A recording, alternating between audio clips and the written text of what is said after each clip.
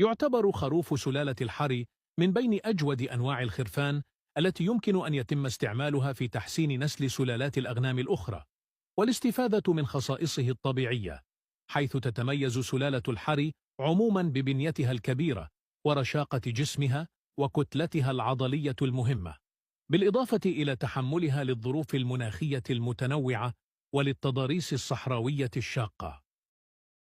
الأغنام النجدية هي سلالة أغنام منتشرة في منطقة نجد بأرض الحجاز بجزيرة العرب. تتميز هذه السلالة بشعرها الطويل والمتدلي وبرأسها الكبير وأذنيها المتوسطتين وجسمها الممتد والطويل وبذيلها الدهني، بالإضافة إلى تأقلمها مع الظروف المناخية الصحراوية والقاحلة بأرض نجد. هي سلالة رعوية تحظى باهتمام أهل الحجاز عموما. لا تنسوا الصلاة على النبي صلى الله عليه وسلم. صلوا عليه.